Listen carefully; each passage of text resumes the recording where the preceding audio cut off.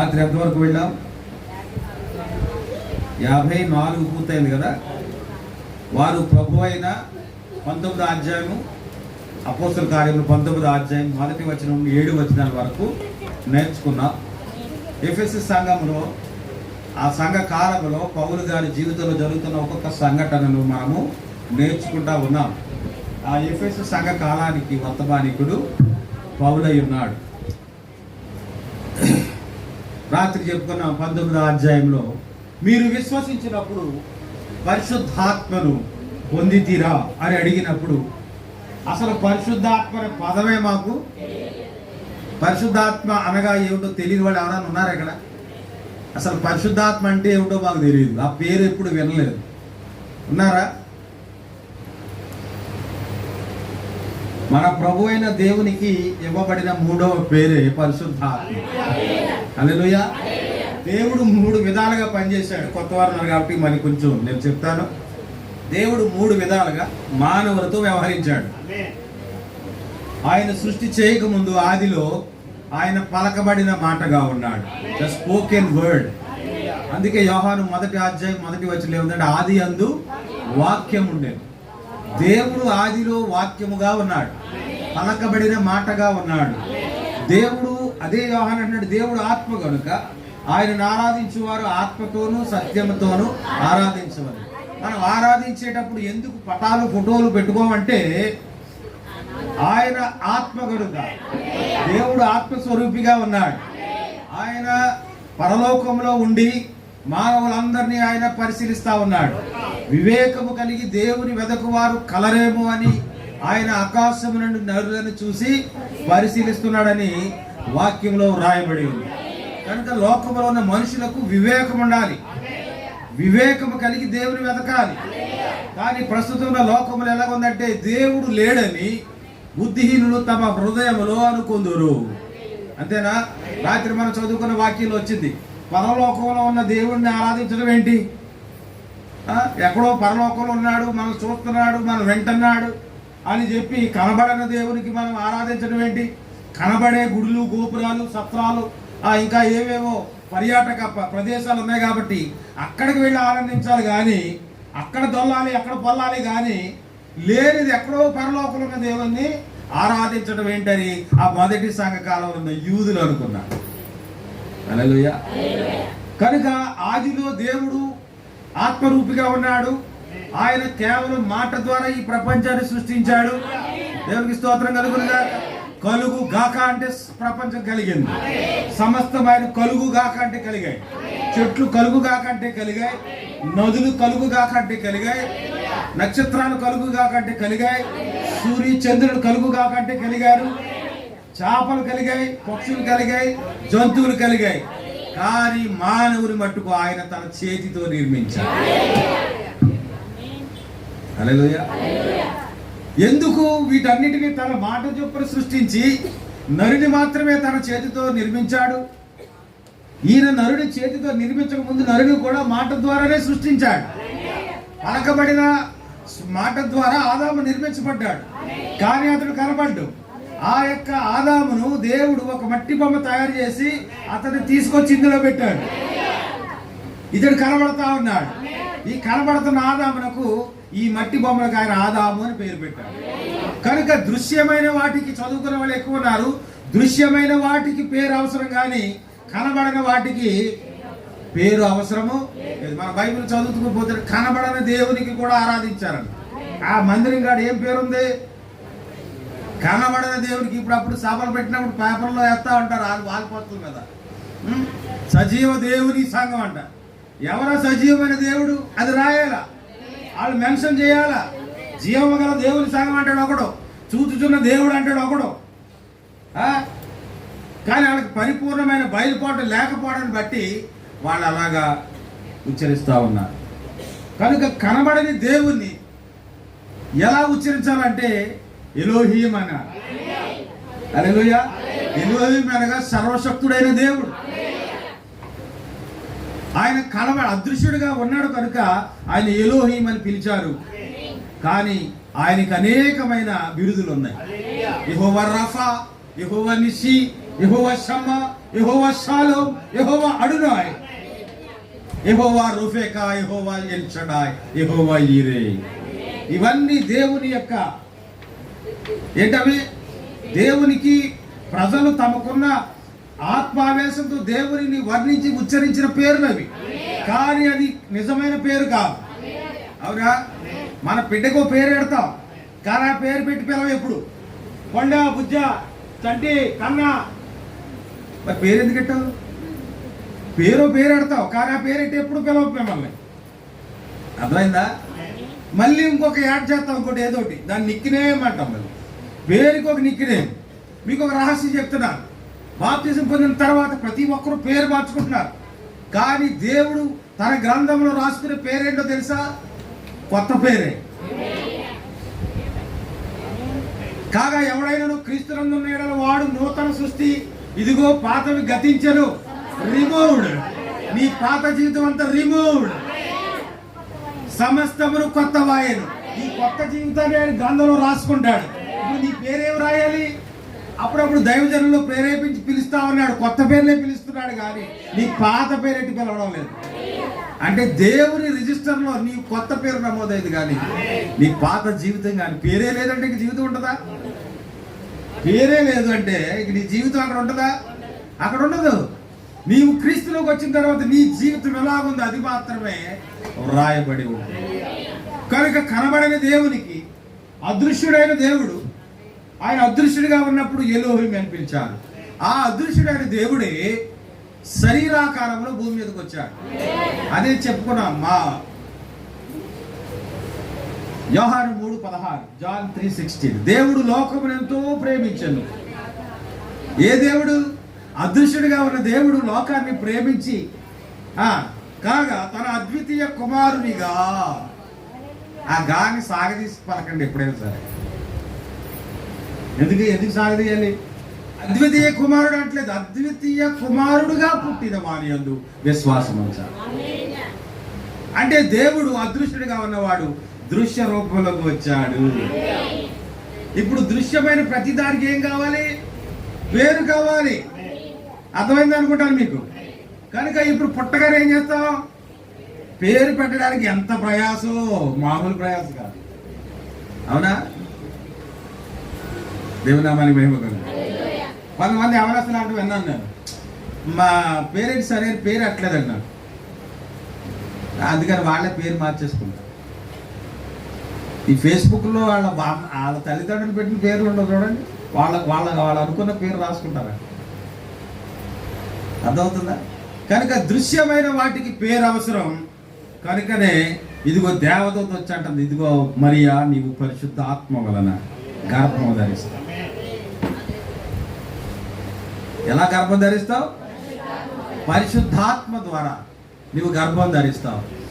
ఆ పుట్టబోయే కుమారుడికి ఇమ్మానుయేలు, ఇమ్మానుయేలు అనగా దేవుడు మనకి తోడు అని అర్థం. హల్లెలూయా.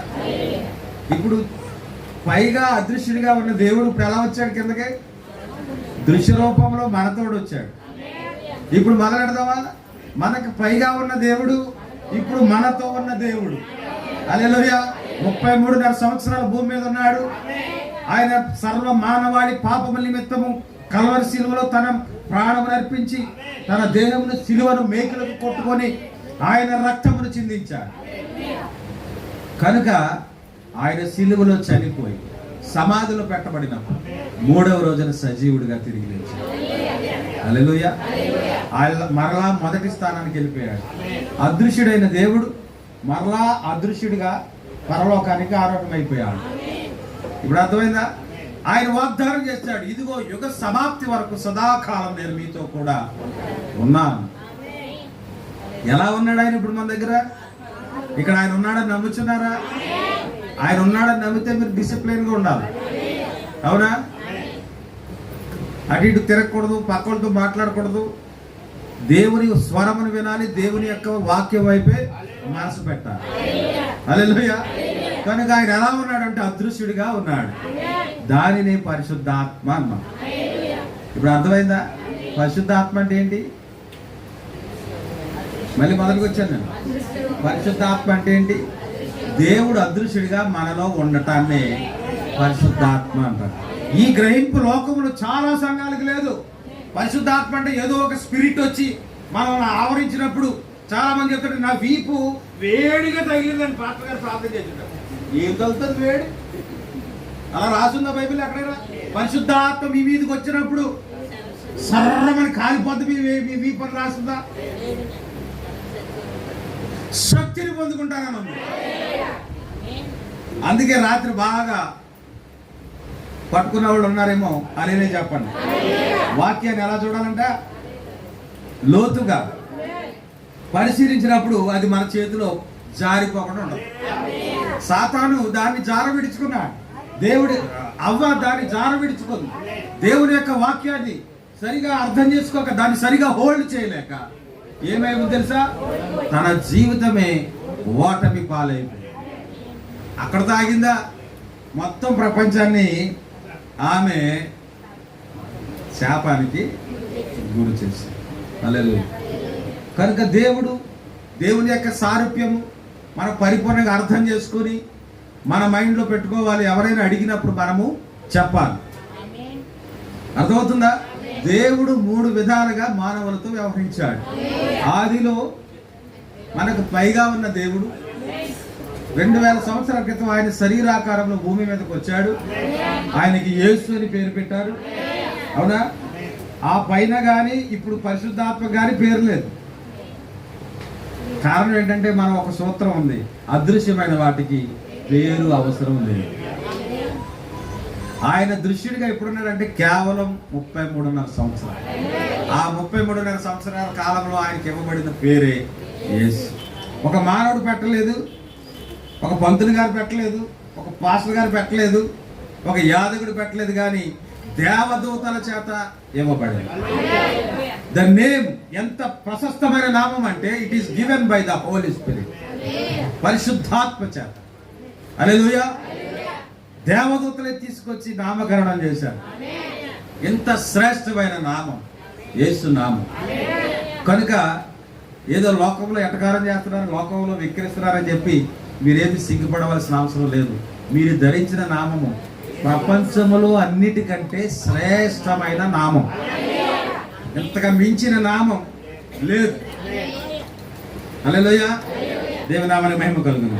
ఇప్పుడు అపోస్తలుల కార్యం 19వ అధ్యాయం 11 నుంచి 17 చదువుతాం. మరియు అతడు దేవుడు పౌలు చేత విశేషమైన అద్భుతములను చేయించెను. ఇప్పుడు ఇంతగా ఎందుకు చెప్పుకున్నాం? దేవుని యొక్క సారూప్యం గురించి ఎందుకు నేర్చుకున్నామంటే, ఈ పౌలు, ఇతని పేరు సౌలు, ధర్మశాస్త్రాన్ని బాగా పఠించి అకలింపు చేసుకుని ఎలోహిమే మా దేవుడు, కానీ ఆ ఎలోహిమే యేసుగా వచ్చాడని అంగీకరించని యూదయ మతం. అర్థమవుతుందా?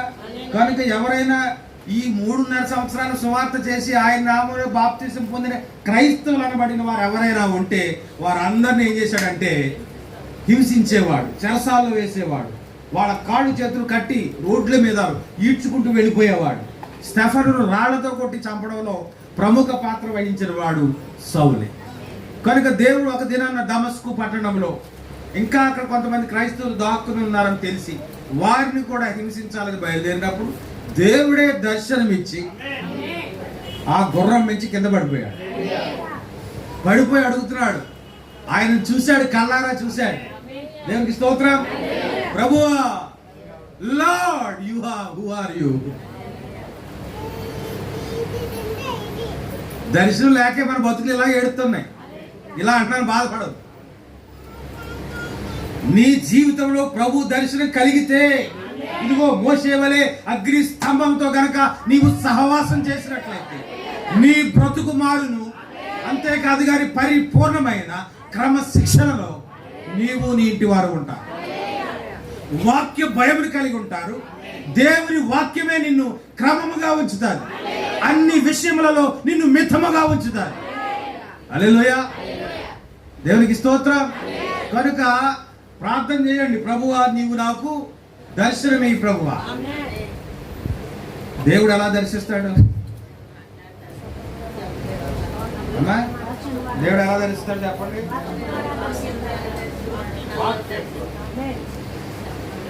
ఇప్పుడు వాక్యం ద్వారా మిమ్మల్ని దర్శిస్తున్నాడని మీరు అనుకుంటున్నారా? ఎంతమందికి దర్శించాడు దేవుడు? దర్శించి ఏం చెప్పాడు? ఇదిగో నేను 3 రూపాలుగా ఉన్నా. ప్రకటన నేను మొదటి వాడను, కడపటి వాడను, జీవించు వాడను. ఇదిగో మృతుడినైతిని గాని యుగ యుగములు సజీవుడనై ఉన్నాను. హల్లెలూయా. దాని అంతరార్థం మనం తెలుసుకుంటే మన జీవితాలు ధన్యమవుతాయి. ఈ సౌలుకు కనబడినప్పుడు ప్రభువా నీవెవరివి? నాకు తెలిసిన ఒకే ఒక దేవుడు ఉన్నాడు, ఆయన ఎలోహీమై ఉన్నాడు. ఆ ఎలోహీమునే నేను. నీవు హింసించుచున్న యేసును. నువ్వు ప్రజలు హింసిస్తున్నావు అనుకుంటావేమో కానీ ఆ ప్రజలు నమ్ముకునేది ఎవరినంటే నన్ను. నా మీద ఆధారపడి వాళ్ళ జీవితాలు కొనసాగిస్తున్నప్పుడు నేను వారి పక్షముగా బాధ్యత వహిస్తాను. అందుకే మనకు ఆయన ఇచ్చిన వాగ్దానం ఏమిటంటే నిన్ను ముట్టిన వాడు నా కనుగుడ్డుని ముట్టును. ఎవరైనా క్రైస్తవులు హింస పెడితే, క్రైస్తవులు ఒక మాట అంటే, దేవుని అభిషక్తులను ఏమైనా మనం అనడానికి సాహసం చేస్తే వారి పక్షముగా యుద్ధం చేసేవాడు దేవుడై ఉన్నాడు. అర్థమవుతుందా వాక్యం? హల్లెలూయా. కనుక పౌలు ఎన్నుకున్నాడు, నీ జీవితం ఎక్కడితోటి సమాప్తం. ఏ జీవితం? నీ పాత జీవితం ఎక్కడితోటి నువ్వు హింసించావు, అనేక మందిని కష్టపెట్టావు, అనేక మంది మాటల చేత సూటుపోటు మాటలు మాట్లాడావు. అవునా? ఇప్పటికీ క్రైస్తవులు ఉన్న వాళ్ళు ఇంకా మానలేదు. సూటుపోటు మాటలు మాట్లాడమంట, కోళ్ళని కుక్కల్ని వంకెట్టి తిట్టడం. పౌలుతో మాట్లాడుతూ ఇదిగో నీ జీవితం ఎక్కడితో సమాప్తం అయిపోయింది, నా నామమును భరించడానికి. ఫ్రమ్ టుడే ఆన్వర్డ్స్ నీ జీవితం ఏంటో తెలుసా? ఇక జీవించినది నీవు కాదు, నన్ను మోసుకుని వెళ్ళాలి. హల్లెలూయా. ఆ మొదటి సంఘకాలం యొక్క ప్రవక్త ఎంత త్యాగం చేశాడు, ఎంత కష్టాలు అనుభవించాడు, ఎన్ని క్రియలు చేశాడు. అందుకే అన్నాడు ఇదిగో నీ క్రియలను నేను ఎరుగుదును, నీ సహాయమును నేను ఎరుగుదును. అవన్నీ ఆయన రాసుకుంటాడమ్మా, ఏది వదలడు. అవునా? దేవుని నామం పేరట నువ్వేమి ఇచ్చినా దానికి తిరిగి ఆయన ఇచ్చే వరకు ఊరుకోడు ఆయన. నిద్రపడంలో ఆశ్చర్యమే లేదు. అర్థమవుతుందా? నా నామాన్ని గిన్నెడి చన్నీళ్ళు ఇస్తేనే నేను ఊరుకోనంటాడు. దాని ప్రతిఫలాన్ని మీరు పోగొట్టుకోరని అంటుంటే, ఇంకా ఇలాంటి త్యాగపూరితమైన కార్యాలు మీరు చేసినట్లయితే దేవుడు ఇంకా మిమ్మల్ని ఆశీర్వదిస్తాడు. చాలా మంది ఇవ్వడం అంటే చేతులు రావు. అవునా? ఇవ్వడానికి పాస్టర్ గారికి ఇస్తున్నారు, ఇంటి పంపించి ఒకవేళ మీరు నాకు ఇచ్చిన, మీరు ఇచ్చిన దాంట్లో 5 పైసలు కూడా నేను ఖర్చు పెట్టుకోను. అన్ని సంఘంలోకి ఖర్చు, సేవకే ఖర్చు పెడతాను. అవునా? ఎందుకంటే దేవుడే నాకే ఇచ్చాడు సభలు. ఇక మీ రూపాయలు తినవలసిన అవసరం నాకు లేదు ప్రియుల. కనుక పాస్టర్ గారికి ఇస్తున్నానని ఎవరు అనుకోదు, కానీ అది దేవుని సన్నిధులు. ఇదిగో రాత్రి కొంతమంది రిక్వెస్ట్లు ఇక్కడ రాశాం, అవి దేవుని సన్నిధిలో ఉంటాయి. అర్థమవట్లేదా? ఇక్కడ ఉన్న ప్రతిదీ కూడా ఆయనకి జ్ఞాపకార్థంగా ఉంటుంది. దేవునికి స్తోత్రం కలుగు. కనుక ఈ రోజు నుంచి నువ్వు ఎవరు పని చేయాలి? నా పని చేయాలి. నా నామమును భరించడానికి నేను నిన్ను ఏర్పాటు చేసుకున్నా. You are the vessel. నీవు నన్ను ప్రకటించడానికి నేను ఏర్పాటు చేసుకున్న పాత్రవు నీవి. అతని శరీరములకు తగిలిన చేతి గుడ్డలు చూడండి. ఎప్పుడైతే పౌలు దేవునికి సరెండర్ అయిపోయాడో దేవుని యొక్క ఆత్మ అతను నడిపిస్తా ఉంది. ఇప్పుడు చదువుతాను చూడండి. అతని శరీరమునకు తగిలిన చేతి గుడ్డలు. చేతి గుడ్డలు అంటే కర్చీపులు, నడికట్టులు అంటే బెల్టులు రోగుల యొద్దకు తెచ్చినప్పుడు రోగములు వారిని విడిచిపోయి. ఇప్పుడు పాప గారు పైనుంచి కింద వరకు చేతులు వేసి ప్రార్థన చేసినా స్వస్థత రావట్లేదు. వస్తుందా? కొంతమంది రోగులను, కొంతమంది మరణిస్తున్నారు అన్నాడు 11వ అధ్యాయం కొరింథీ పత్రికలు. కానీ ఇక్కడ పౌలు గారి బెల్టలు పట్టుకెళ్ళి రోగుల మీద ఎడితే చాలు, వాళ్ళు ఏమయ్యారంట? స్వస్థపడ్డారంట. దేవునికి స్తోత్రం. దయ్యములు కూడా వదిలిపోయాను. అప్పుడు దేశ సంచారులను మాంత్రికులైన కొందరు యూదులు పౌలు ప్రకటించి యేసుతోడు మిమ్మును ఉచ్చాట చేయుచునని మాట చెప్పి దయ్యములు పట్టిన వారి మీద ప్రభువైన యేసు నామమును ఉచ్చరించుటకు ఊరుకొనిది. ఇదేంటిది? అనుకరణ. ఇప్పుడు అన్ని అనుకరణలు. అనుకరణలేనా? మీరు బజార్లో ముస్లిం వీధులకు వెళ్ళేసరికి అక్కడ బోర్డులు ఎట్టారు. ఇదివరకు బోర్డులు ఉండి కాదు, కానీ సౌందర్య గారు కట్టిన చీర, బాహుబలిలో అనుష్క గారు కట్టిన చీర, ఆ చెడ్డీలు కూడా రాతే బాగుండు. ఇప్పుడు ఏంటి? ఇక షాపులోకి వెళ్ళి మరీని అనుష్క పలానా సినిమాలో అనుష్క కట్టే చీర ఉందా? ఉందండి ఉందండి ఉంది. అంతేనా? అంతేనా కాదా? ఎవరి పిల్లలు గుర్తుపెట్టుకోండి.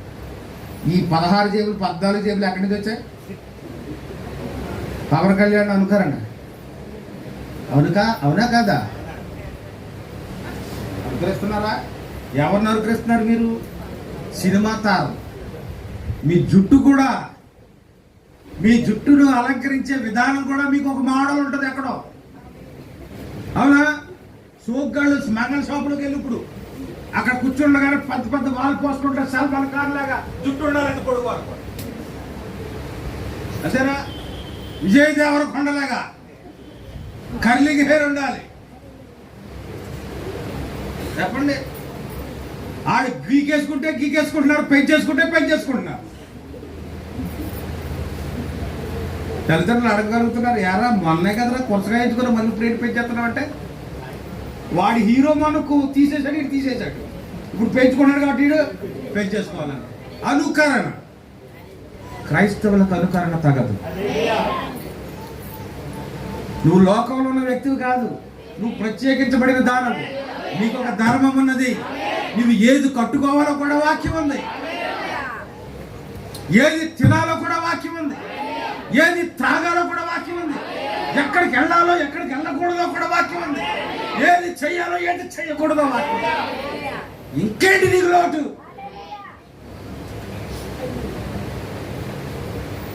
ఒక ఆయన చనిపోతే ఆ కుటుంబాన్ని ఓదార్చుతున్నాడు పాస్టర్ గారు వాక్యంలో.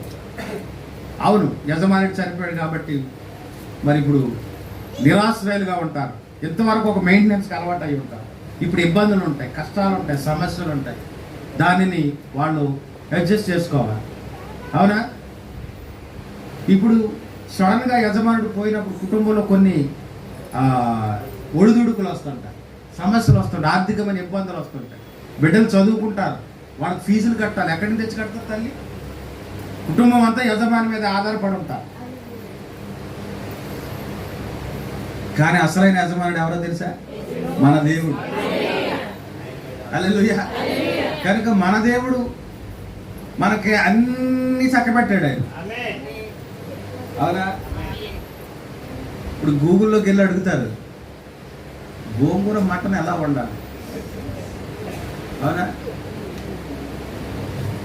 లేకపోతే 5 పీస్ బిర్యానీ ఎలా చేయాలి? ఇప్పుడు అన్నింటికి సహాయం ఎక్కడి నుంచి అవుతుంది? గూగుల్లోనే. పచ్చి పచ్చడి ఎలా పెట్టాలి? అవునా? జీవితంలో అన్నింటికి మీరు గూగుల్ మీద ఎలాగ ఆధారపడ్డారో మన ప్రతి దినచర్య, ఉదయం లేచిన కాడికి మళ్ళీ రాత్రి పడుకునే వాళ్ళ ప్రతి చర్య కూడా దేవుడు ఒక ప్రణాళిక నీకు ఇచ్చాడు. దానిని మనం అనుసరించాలి. దానికి మించినది ఏదైనా ఉన్నదంటే అది వాక్య విరుద్ధం, అది సాతాను. నీ వాక్యాన్ని నెరవేర్చట్లేదంటే అర్థం ఏంటో తెలుసా? నువ్వు దేవుడిని త్రోసివేసావరా. ఎందుకంటే వాక్యమే దేవుడు, దేవుడే వాక్యం. కనుక ఇప్పుడు పౌలు దేవుని ఆత్మచేత నింపబడి అద్భుత కార్యాలు చేస్తున్నప్పుడు ఇప్పుడు అనుకరణ మొదలైంది. ఆ పాస్టర్ గారు ప్రార్థన చేస్తుంటే కడుపులో చేతనే, ఆ పాస్టర్ గారు ప్రార్థన చేస్తుంటే ఏమవుతున్నాయి? డబ్బులు వచ్చేస్తున్నాయి, ఉద్యోగాలు వచ్చేస్తున్నాయి. ఇప్పుడు ఈ పాస్టర్ గారు చేయకపోతే వీళ్ళందరూ అక్కడికి వెళ్ళిపోతారు. అంతేనా? ఇప్పుడు ఈయన కూడా ఏం చేయాలి? ఇప్పుడు గొంతు రాకపోయినా అరవాలి, గొంతు రాకపోయినా సరే అరవాలి. దేవుడు వాక్యం ఇవ్వకపోయినా ఏదో కుస్తీ పట్టేయాలి ఇక్కడ. ఎందుకంటే అనుకరణ. ఇప్పుడు స్కెవయ కుమారులు ఉన్నారు. స్కెవయ ఎవరు అనుకుంటున్నారు? యాజకుడు, యూదుడు. వీళ్ళకి అర్థమైపోయింది, ప్రజలందరూ పౌలు వైపుకి తిరిగిపోతున్నారు. ఎందుకు తిరుగుతున్నారండి? పౌలు ఎవరున్నారు? దేవుడు ఉన్నాడు. దేవుడు ఆత్మచేత నడిపించబడుతున్నాడు. దేవుని శక్తి ఆయన ప్రదర్శిస్తున్నాడు. కనుక లాభం లేదనుకుని ఇప్పుడు ఏం చేశారంటే, పౌలు అసలు ఏం చేస్తున్నాడని ఒక 2-3 రోజులు వెళ్ళి చూశారు, సభలకు వెళ్ళి చూశారు. పౌలు ఏం చేస్తున్నాడు, ప్రార్థన ఎలా చేస్తున్నాడు, ఎలాగ ఆజ్ఞాపిస్తున్నాడు చూసి ఇప్పుడు వాళ్ళు మొదలెట్టారు. ఎలా మొదలెట్టారు? నజరేయుడైన యేసు నామ. పౌలు పలికేది అదేనా? చదవమాట. పౌలు ప్రకటించు యేసు తోడు మిమ్మల్ని ఉచ్చాటన చేయుచున్నారని మాట చెప్పి దయ్యములు పట్టిన వారి మీద ప్రభువైన యేసు నామమున ఉచ్చరించుటకు ఊరుకునిరి. యూదుడైన స్కెవయాను ఒక ప్రధాన యాజకుని కుమారులు 7 అలాగు చేయుచుండిరి. అంతేనా? ఈ 7 సంఘకాలాల గుండా కూడా ఈ భక్తులు, యూదులంటే దేవుని వాక్యము తెలిసిన వారు, లోకముల వారు కాదు, అనుకరణ చేస్తా ఉన్నారు. ఎవరిని అనుకరిస్తున్నారు? పౌలు. ప్రవక్తను ఎంతమంది అనుకరించారో తెలుసా? ఇప్పటికీ అనుకరిస్తున్నారు. ఇప్పటికీ ప్రవక్తని అనుకరిస్తా ఉన్నారు. హల్లెలూయా. కనుక ఇప్పుడు దెయ్యం మాట్లాడుతుంది చూడండి. అందుకు ఆ దెయ్యము, నేను యేసును ఎరుగుదును, పౌలును ఎరుగుదును, కానీ మీరెవరు? అమ్మా, నాకు యేసు తెలుసు, పరిపూర్ణంగా తెలుసు, పౌలు కూడా తెలుసు. యేసు ఎవరు? ఆయన ఆదిలో ఎలోహిముగా ఉన్న దేవుడు, శరీరాకారములు యేసు అని పేరులో వచ్చిన దేవుడు, లోక పాపల నిమిత్తం మరణించి రక్తం అర్పించి మనుషులందరి కొరకు తన జీవితాన్ని త్యాగం చేసిన కరుణామయుడు. ఆయన గురించి కూడా మాకు తెలుసు. ఇదిగో ఆయన నామాన్ని ప్రకటించడానికి, ఇదిగో యేసుక్రీస్తు నామాన్ని ధరించి లోకంలో ప్రతి చోటకి వెళ్ళి సువార్తను ప్రకటిస్తున్న పౌలు కూడా మాకు తెలుసు. కానీ మీరెవరయ్యా? మీరెవరు? ఈ 7 అడుగుతున్నాడు. 7 సంఘ కాలాల గుండా వచ్చిన ఈ సేవకులను అడుగుతా ఉన్నాడు. ఎవరు? దెయ్యం అడుగుతా ఉన్నాడు. అంతేనా? ఆ దెయ్యము పట్టిన వాడు ఎగిరి వారి మీద పడి వారిలో 2 లొంగదీసి గెలిచాను. అంతే, 2 మీద పడిపోయి కలబడిపోయాడు అనమాట. ఇంకా దెయ్యం కలబడిపోతే ఇంకేంటి? పూర్వకాలం ఎవరికైనా దెయ్యం పట్టుకుంటే ప్రార్థన చేద్దాం రెండమ్మా అంటే ఆ సీనియర్స్ అందరూ వచ్చేవారు, ముందుకి గొలుసులో ఉండేవారు. వీళ్ళందరూ మిగతా వాళ్ళు ప్రార్థనలో వచ్చి ఉండరండి, మిగతా వాళ్ళు ఎక్కడ అంటే వెనకాల ఉండేవారు. వెనకాల ఉండి ఇప్పుడు ప్రార్థన ఉంటారా? కళ్ళు మూసుకుంటే వచ్చి మీద ఆడుతుంది, మరి కళ్ళు తెరిచి చూసేవారు. వీళ్ళేమో గొలుసు ప్రార్థన చేస్తూ ఉండేవారు. ఫైనల్గా పాస్గా తెలిసేవారు. ఈ లోపల అది ఏమన్నా కొంచెం యాక్టివిటీస్ ఏమైనా చేస్తే మెల్లమెల్లగా తలుపు ఒక్కొక్కళ్ళు వెళ్ళిపోయేవారు. అవునా? కానీ కొంతమంది ఉండేవారు, వారి అది ఆ దెయ్యం వదిలే వరకు కూడా ప్రార్థన చేసి మరి పంపించారు. ఎప్పుడూ వెనుదిరగలేదు. ఒకసారి నన్ను దెయ్యం పట్టింది. నన్ను దెయ్యం పట్టలేదు, ప్రయోగించారు నా మీద. దెయ్యం పట్టడం వేరు, ప్రయోగం వేరు. ప్రయోగించిన దెయ్యం వదలదు. నువ్వెన్ని బేరసారాలు చేయి, మేకను కోస్తానమ్మా, కోడి కోస్తానమ్మా అంటే తెలదు. వాడు ఆల్రెడీ అక్కడ ఆదేశానుసారం వస్తాడు. అర్థమవుతుందా? 15 రోజులకు వాడు ప్లాన్ చేసి పంపించాడు దెయ్యాన్ని. ఒక మనిషి వచ్చినట్టు వస్తా ఉన్నాడు. ఇదిగో ఈ నిమ్మకాయలు కోసి వాటి మీద పసుపు కుంకుమ అద్ది కళ్ళలో పిండించుకోమని అడిగేవాడు. పిండించుకుంటారా మీరు? నేను అదే చేశాను. నాకు వద్దని వాడు బతిమాలేదు, చక్కగా బతిమాలేదు. నా అమ్మకాలు నువ్వు ఈ నిమ్మ రసం నీ కళ్ళలో పిండించుకోకపోతే వాడు అక్కడ నాకు భోజనం పెట్టడు. ఇప్పుడు నాకు భోజనం కావాలంటే ఏం చేయాలా? నువ్వు కళ్ళలో పిండించుకునే పని అయిపోద్ది. ఒక పనినిచ్చి పంపించాడు. అర్థమవుతుందా? కళ్ళలో పిండడంతో ఆ దెయ్యం పరిపూర్ణంగా నన్ను ఆవరిస్తుంది అన్నమాట. ఇంకా లోపలికి రాలేదు వాడు, ఎందుకంటే మన ఇంటి చుట్టూ ప్రార్థన ఉంది. బతిమాలి మొత్తం ఆ ప్లేటు ఆ నిమ్మకాయలు మొఖానేసి కొట్టేరిపోయింది. మొఖానేసి కొడితే ఎలా ఉంటుంది? ఒక్కో నిమ్మకాయ కిలో రాడిచ్చి కొడితే బాబోయ్ అమ్మో కేకలు అంటే పేటలో అందరూ వచ్చేసి పక్కన ఆఫీసర్ గారు ఉండేవారు, సావిత్రమ్మ గారు. ఇస్తరమ్మ అయితే పాప ఆవిడ, ఈతకొట్టు మరియమ్మ, వీళ్ళందరూ కూడా అమ్మకి సాయంగా ఉండేవారు. ఎందుకంటే నాన్నగారు స్కూల్కి వెళ్ళిపోయినారు. గబగబా వచ్చి వారు ప్రార్థన చేసినప్పుడు వెళ్ళిపోయారు. ఇంకా అస్తమానం నా దగ్గరే ఉంటారు వాళ్ళు. వెళ్ళి వంట చేసుకోవడం ఏదో చేసుకుంటారు. నేను ఒంటరిగా ఉన్న తనను చూసి మరలా ఇంకొకటి వచ్చేవాడు.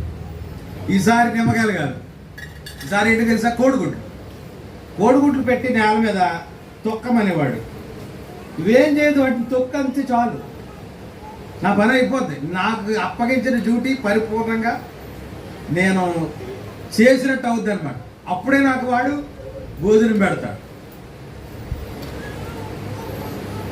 ఎంత చర అనుభవించారనుకుంటున్నారు? హింస వద్దు వద్దు వద్దు అని ఇలా తిప్పుతా ఉంటే ఈ తిప్పులు కనపడి వాళ్ళకి వీడు కనపడేవాడు కాదేమో. వచ్చాడు అందరూ పరిగెత్తుకుని వచ్చేవాడు. వాళ్ళు వస్తారని తెలిసి ఆ కోడిగుడ్లన్నీ నన్ను ఎత్తి మీద వేసి కొట్టేసి వెళ్ళిపోయాడు. ఎంత పెద్ద కంకరాయిచి కొట్టినటువంటి బాబో అని అరుతుంటే కంగారు అయిపోయేవారు అందరూ. దేవునామానికి మహిమ కలుగు. ఎందుకంటే దేవుడు చేసిన కార్యాలు అప్పుడప్పుడు సాక్ష్య రూపంలో పంచుకోవాలి. దేవుడికి స్తోత్రం. కనుక కోడిగుడ్లో ఒక ప్రయోగం, నిమ్మకాయలు ఒక ప్రయోగం, మూడో ప్రయోగం ఒకటి ఉంది. గుర్తున్నాడు చెప్తారా? కోడి కాదు, అది లాస్ట్. బాగా గుర్తుంది. నిప్పులు పట్టుకుని వచ్చేవాడు. నిప్పులు అంటే ఒక ప్లేట్లో నిప్పులు వేసుకుని వచ్చి సాంబ్రాన్ లాంటి దాంట్లో అయితే పొగ వచ్చింది అనమాట. ఆ పొగ పీల్చమనేవాడు. అదవుతుందా? ఇప్పుడు 1 by 1 వచ్చారు. ఇప్పుడు ముగ్గురు ఒకసారి అర్థం మొదలెట్టారు. అది రెండో రోజు అనమాట. మొదటి స్టెప్ ఏంటి? ఒకడు వచ్చాడు, ఆడు వెళ్ళిపోయిన తర్వాత ఇంకొకటి వచ్చాడు, ఆడు వెళ్ళిపోయిన తర్వాత ఇంకొకటి వచ్చాడు. ఇప్పుడు రెండో రోజు ఏంటంటే ముగ్గురు ఒకసారి వస్తున్నారు. గుడ్డులు దొక్కంటున్నాడు ఒకడు, నిమ్మకాయ పిండించుకుంటున్నాడు ఒకడు, ఇంకా ఈ పొగ పెంచమన్నాడు. ఇంకా ఈ బాధ భరించలేక ఇటు వెళ్తే వీడు అటు వెళ్తే వాడు ఏం చేయాలి? నేను పడే ఈ పోరాటాన్ని చూడలేక ఏడవడం తప్ప చేసే పరిస్థితి ఏమీ లేదు ఇక్కడ. ఆ నోట గాంధీనగర్, వైపాలు వీధి, చక్రం నారాయణరావు గారు వెళ్ళిపోయింది. సైకిల్ వేసుకుని వచ్చాడు రోజున ఇక్కడ. బండేరి దగ్గరికి వెళ్ళి అన్నాడు మీ తాతయ్య గారు, ఆ పాతగారు అబ్బాయిని దెయ్యం పట్టుకుంది చంపేసుకుంటాడు చేతులారా నాయన, నువ్వన్న వెళ్ళి తీసుకురారా, మనం వెళ్ళి తీసుకొద్దాం శుభ్రం చేసి అని ఆయన కవరెట్టాడు. పాపం వెర్రి గారు ఎప్పుడు మందిరానికి రాలేదు. ఆ ఫ్యామిలీ వచ్చేవారు కానీ ఆయన ఎప్పుడు రాలేదు. పాపం ఆమె ప్రేమించి ఆయన వచ్చి అన్నాడు, పాస్టర్ గారు ఎవరికి తెలియకుండా నేనే మీ అబ్బాయిని తీసుకెళ్ళి శుభ్రంగా బాగు చేసి తీసుకొస్తాను. నాన్నగారు ఒకటే మాట అన్నారు. ఏమన్నారో తెలుసా? నా కుమారుడు బ్రతికితే దేవుని కొరకు బ్రతుకుతాడు, ఒకవేళ చచ్చిపోయినా ఏ బాధ లేదు నాకు. అంతకు మించి నేను వేరే దయ్యపు శక్తుల దగ్గరకు వెళ్ళే ప్రసక్తే లేదు. ఎవరు గుర్తొచ్చారు మీకు? షడ్రక్ మేషక్ అబేద్నెగోకు గుర్తురాట్లేదా? మీరు ఆ ప్రతిమకు నమస్కారం చేయనట్లయితే అగ్నిగుండంలో పడేస్తారు. వాళ్ళు ఇచ్చిన జవాబు ఏంటో తెలుసా? మా దేవుడు ఈ అగ్నిగుండం నుంచి రక్షించడానికి సమర్థుడు. ఒకవేళ రక్షించకపోయినా కానీ నీవు నిర్మించిన ఆ విగ్రహమునకు లేదా ఆ ప్రతిమకు మేము నమస్కారము చేయము. అది విశ్వాసం అంటారు. విశ్వాసం అంటే ఏంటో తెలుసా? లేనిది ఉన్నట్టుగా నమ్మడం. హల్లెలూయా. ఇంకప్పుడు మొదలైంది రణరంగం. స్పీడ్ మూమెంట్లు వచ్చేసాయి. ఇంకా వాళ్ళు స్పీడ్గా పనిచేస్తారు, వీళ్ళు స్పీడ్గా ప్రార్థన చేస్తున్నారు. అంతే వచ్చాడు ఒక మిట్ట మధ్యాహ్నం. నాన్నగారు ఇంకా పరిస్థితి చూసి స్కూల్కి సెలవు పెట్టి ఆ మందిరంలో పడుకోబెట్టి అలాగే ఏదో బైబిల్ చదువుకుంటున్నాడు. ఆయన శివ చేస్తారు ప్రార్థన. వచ్చాడు ఒక నల్లవీరుడు వచ్చి ఏం పట్టుకొచ్చాడు తెలుసా? ఒక నల్ల కోడి పట్టుకుని వచ్చాడు. ఈ 2 చేతులు అదిమి పట్టుకున్నాడు. ఒక కాలు ఈ 2 చేతుల మీద వేసాడు, ఒక కాలు ఈ 2 కాళ్ళ మీద వేసాడు. ఇలాగన్నమాట. కదలట్లేదు. నేను ఏలికి పాము తిరిగినట్టు తిరుగుతుంటే చూస్తున్నాడు ఈ నాన్నగారు. పక్కన కూర్చున్నాడు కదా, ఏంటి ఇలా తిరుగుతున్నాడు, ఏదో మళ్ళీ వచ్చాడు అనుకుని అంటున్నాడు. ఈ లోపల వాడు నాతో మాట్లాడేస్తున్నాడు. వాడు ఈ వేళ 1 గంటకు ఇదిగో ఈ కోడిని నేను పీకి కోస్తాను. కథలా ఉంది కదా. ఆ కోడి పీకి తెగిందా? మీ పీక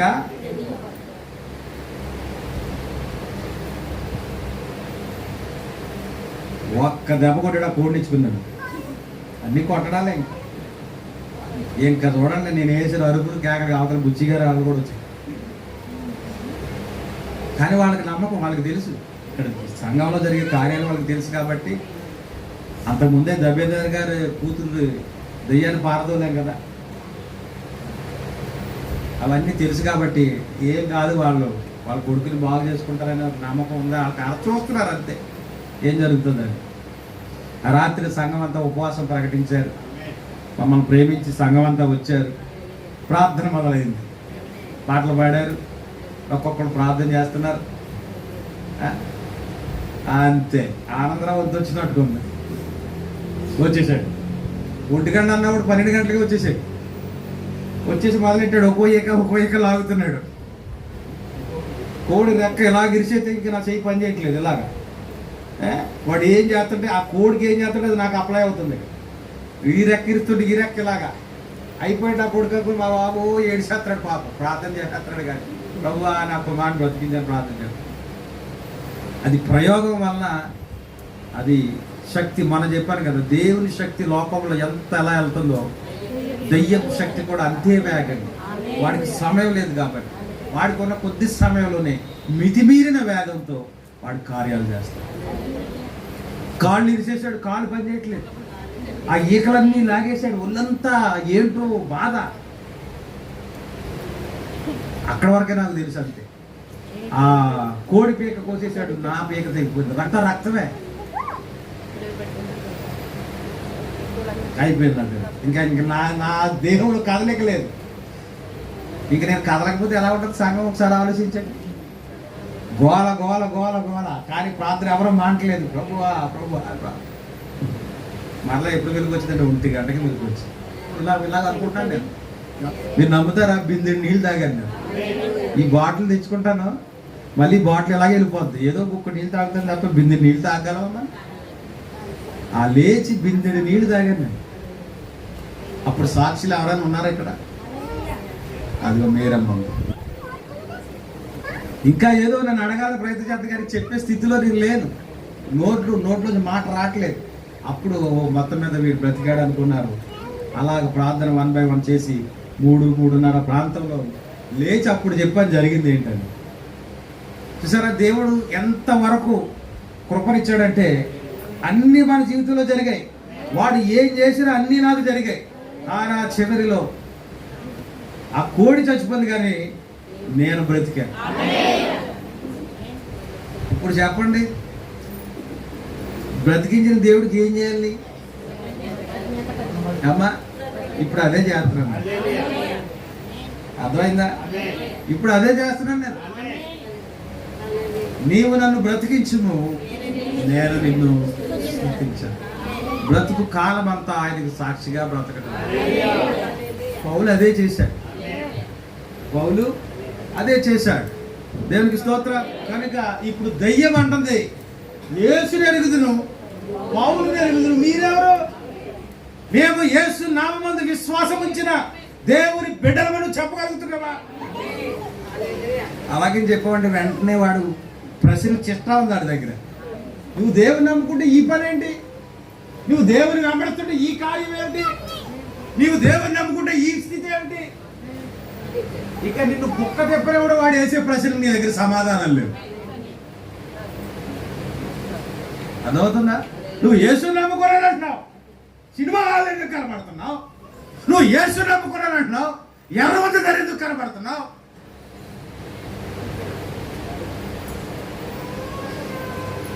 యేసు నమ్ముకున్నాను అంటున్నావు, అన్యుని వలె ఎందుకు ప్రవర్తిస్తున్నావు అని ఎవరు అడుగుతున్నారో తెలుసా? దెయ్యం అడుగుతా ఉంది. దేవునికి స్తోత్రం కలుగునుగాక. ఆ దెయ్యము పట్టిన వాడు ఎగిరి వారి మీద పడి వారిలో ఇద్దరిని లొంగ తీసి గెలిచాను.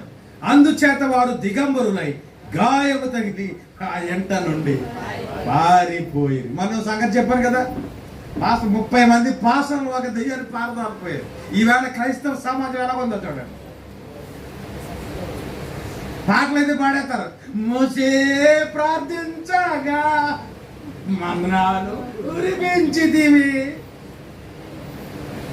మేమేమో ప్రార్థించగా. దెయ్యాలు పోవడం లేదు. ఎందుకు పోవట్లేదంటే దేవుని శక్తి నీలో లేదు. హల్లెలూయా. కనుక ఆ సంగతి ఎఫెసులో కాపరమన్న సమస్తమైన యూదులకును గ్రీసు దేశస్థులకును తెలియవచ్చినప్పుడు వారందరికీ భయము కలిగేను. కనుక ప్రభు అయిన యేసునామము ఘనపరచబడింది. యేసునామం అంటే ఏదో ఏళకోలంగా మాట్లాడుకునే మాట అనుకుంటారా? అది శక్తి కలిగిన నామం, ప్రభావంతో కూడిన నామం. ఆకాశము కింద ఇవ్వబడిన నామములలో మరి ఏ నామము ఎంత ఆధిక్యతతో కూడిన నామం లేదు. శ్రేష్టమైన నామం యేసునామం. హల్లెలూయా. ఈ నామంలోనే సమస్తము జరిగాయి. ఎఫెసు సంఘకాలము ఆ కొంచెం గుంపు అని చెప్పుకున్నామే రాత్రి. ఆ కొంచెం చిన్న గుంపు ఎలా చేశారో తెలుసా? యేసు నామములో ప్రార్థించినప్పుడు దయ్యాలు పారిపోయాయి. యేసు నామములో ప్రార్థించినప్పుడు రోగులు స్వస్థపడ్డారు. దేవుని నామానికి మహిమ కలుగును. కనుక దేవుని నామము ఘనపరచబడింది. కానీ వాక్యం ఏమంటుందో తెలుసా? మీ వలన నా నామము అన్యజనుల మధ్య దూషించబడుతుంది. ఉన్నాయా సంఘాల శక్తితో? ఉన్నాయా శక్తి?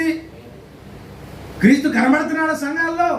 కారణం ఏమిటంటే మీ ముఖాల్లో క్రీస్తు కాదు కానీ దయ్యాలు కనబడుతున్నాయి. మీ ముఖాల్లో ఏం కనబడుతున్నాయి? దయ్యాలు.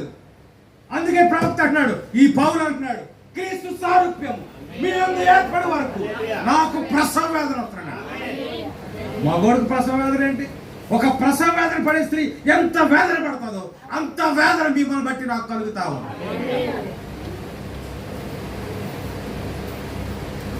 ఎందుకు ఇంత ప్రయాస, ఎందుకు ఇంత వేదన అంటే మీలో క్రీస్తు ఆ రూపం రావడం లేదు. ఎంత వాక్యం చెప్పినా, ఎంత బోధించినా, ఎంత నేర్పించాలని ప్రయాసపడినా కానీ క్రీస్తు యొక్క రూపము మీలో రావడం లేదు. కారణం ఏంటో తెలుసా? మీలో దెయ్యం ఉన్నది. ఏముంది? దెయ్యం ఉంది. ఆ దెయ్యము మిమ్మల్ని వదలడం లేదు. కానీ ఆ దెయ్యం ఎలా పోతుందో వాక్యంలోనే ఉంది. ఉపవాస ప్రార్థన వల్ల దెయ్యం పోవాలంటే ఏంటో తెలుసా? సూత్రం ఉపవాస ప్రార్థన. ఆ నామమును కలిగి ఉండి వారు ఎట్టి నీతి గల జీవితమును జీవించుదురు వారికి తెలియదు. యేసు నామం కలిగిన వారి జీవితం ఎలా ఉంటుందంటమ్మా? నీతిగా. అంతేనా? ఎట్టి నీతి గల జీవితమును జీవించుదురు వారికి తెలియదు. ఎందుకనగా ప్రభు యొక్క నామమును ధరించిన వాడు పాపము నుండి దూరము కావలేదు. ఏదో చదువుతుంటే చక్కగా ఉందా మీకు? జోరపాడినట్టు అండర్లైన్ చేసుకోండి. ఏముంది అది? యేసు నామమును, ప్రభు యొక్క నామమును ధరించిన వాడు ఏం చేయాలంట? బాప్తిజం పొందిన మహాశైలరా, 2 చేతులు జోడించి మిమ్మల్ని అడుగుతా ఉన్నాను. మీరు ప్రభువు నామమును ధరిస్తే వెంటనే మీలో జరిగే కార్యం ఏమిటో తెలుసా? మీరు పాపము నుండి దూరము కావలేను. ఏంటి పాపం? నేను దొంగతనం చేయట్లేదండి, పక్కవాడి ఇంట్లో దూరట్లేదండి, ఎవరిది అన్యాయంగా ఏది పట్టుకు రావట్లేదండి. ఇది మానవ నీతి. కానీ దేవుడు ఏమడుగుతాడో తెలుసా? శాస్త్రుల నీతి కంటేను, పరిసయ్యుల నీతి కంటేను మీ నీతి అధికము కాని యెడల. అది నువ్వు ఎవరికి హాని చేయక్కర్లేదు. చేయకుండా ఉన్నా అది మానవ నీతి. దేవుడు నమ్ముకున్న వాళ్ళే కాదు, లోకస్తులు కూడా అలా ఉన్నారు. ఎవరికి హాని చేయకుండా, చీమ కూడా కాలు కింద పడకుండా జాగ్రత్త పడేవాళ్ళు లేరా? అది మానవ నీతి. కనుక మానవ నీతి దేవుని నీతిని నెరవేర్చదు. మరి దేవుని నీతి ఏమిటి? దేవునికి స్తోత్రం. ఇదిగో దేవుని చోటు ప్రభువు నామమును ధరించిన వాడు పాపము నుండి దూరము కావలేను. ఏంటా పాపం?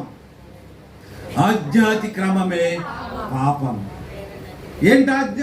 రాత్రి చదువుకున్నామే. వాక్యాన్ని కలిగి ఉండాలి. మళ్ళీ ఒక్కసారి వెనక్కి వెళ్దాం. ఏం కలిగి ఉండాలంట?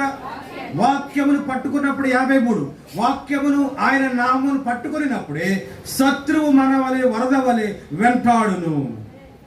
హల్లెలూయా. 51లో చివరి మాట, వాక్యముతో నిలిచియుండుడి. ఏం చేయాలంట? వాక్యముతో నిలిచియుండుడి. మీకును అపవాదికి మధ్య ఆ వాక్యమును ఉంచుకొనుడి. అది దయ్యానికి మధ్య, మనకి మధ్యలో ఏముండాలి? వాక్యం ఉండాలి. దాని గురించి ఉదాహరణ రాత్రి నేర్చుకున్నాం. యేసు ప్రభువారు 40 దినాలు ఉపవాసం ఉండి ఆ కొండ దిగి వస్తూ ఉండగా సాతానుడు కొండ కింద నుండి ఎక్కుతా ఉన్నాడు. యేసు ప్రభుకి తారసపడ్డాడు. నీవు దేవుని కుమారుడు కదా, ఇప్పుడు 40 దినాలు ఉపవాసం ఉన్నావు, నీ కడుపు ఇప్పుడు ఆకలి, తట్టుకోలేనంత ఆకలి నాకు తెలుసు. నువ్వు గబగబా కిందకి వెళ్ళి నువ్వు ఆహారం తీసుకోవాలనుకుంటున్నావు. నీవు దేవుడు కదా, అక్కడ వరకు ఎందుకు? ఈ రాళ్ళనే రొట్టెలుగా చేసుకుని తినొచ్చు కదా. సాతానుడు ఎలా వస్తున్నాడు మన దగ్గరికి? సాతానుడు నువ్వు తలుపు తీసుకుని బయటికి రాగానే చీకట్లో నల్ల కనబడ్డాడు. బాబోయ్ దెయ్యమంట. అవునా? చెట్టు కదులుతుంది అనుకో, గాలి లేకపోతే చెట్టు ఇలా అది బాబు దెయ్యంగానే ఉందేమో అనుకుంటాం, భయపడతాం. కానీ అలా రాడు వాడు. వాడు వాక్యంతో వస్తాడు, నిన్ను మోసపడుతుంది. వాక్యంతో వచ్చినప్పుడు నువ్వు మోసపోవు అని అనుకుంటావు. వాడు నిన్ను మోసగించడానికి వాడు వాక్యంతో వస్తాడు. ఇప్పుడు యేసు ప్రభు దగ్గరికి వాడు దేనితో వచ్చాడో తెలుసా? వాక్యంతో వచ్చాడు. నిన్ను ఏ గాయము ఏ అపాయము కలగకుండా దేవదూతలు నిన్ను వాళ్ళ చేతులతో ఎత్తి పట్టుకుందరని వాక్యం రాయబడి ఉంది కదా. ఎక్కడ రాయబడి ఉంది? 91 కీర్తన ఉంది కదా. కనుక నువ్వు దూకే మేడం ఇచ్చే దేవదూతలు కాపాడతారు కదా, మీ దేవుడు దేవదూతలు పంపిస్తాడు కదా, దూకే. దేవుణ్ణే సాతానుడు అడుగుతాడు, ఈ కొండ మీద దూకే. వాక్యం రాయబడి ఉంది, దేవదూతలు వారి తమ చేతుల మీద ఎత్తి పట్టుకుంటారు. ఏం చెప్తావు చెప్పు? సాతానుడు ఏందో వచ్చాడు తెలుసా? వాక్యంతో వచ్చి. ఇప్పుడు వాక్యంతో వచ్చినప్పుడు దేవుడు కూడా వాక్యముతోనే జయించాలి. హల్లెలూయా. ఇది వాక్యక్రమం. అప్పుడేమన్నాడంటే, నీ దేవుడైన ప్రభువును. ఈవేళ చాలా మందికి యూట్యూబ్లో కనబడుతుంటారు వీళ్ళందరూ. నేనే దేవుడిని అని, నేనే ప్రభువుని అని ఎక్కడైనా యేసు ప్రభు చెప్పాడేమో చూపించి బైబిల్లో. మీ బైబిల్లోనే చూపించి. ఇది ఎక్కడ అంటున్నాడు ఆయన, నీ దేవుడైన ప్రభువుని శోధింపవాలి. వెంటనే సాతాను అక్కడి నుంచి వెళ్ళిపోయాడు. హల్లెలూయా. కనుక నీ దేవుడైన ప్రభువుని ఇప్పుడు నువ్వు నేను కూడా శోధించకూడదు. శోధిస్తున్నావా లేదా? మనం ఒక్కరోజు జ్వరం తగ్గకపోతే ఇంకా అంతే. ఒక్కరోజు జ్వరంగా తగ్గకపోతే ఇంకా ప్రార్థన లేదు, దేవుడు లేడు, వాక్యం లేదు, ఇంకా అంతే. కానీ షడ్రక్ మేషక్ అబేద్నెగోలు ఏమంటారో తెలుసా?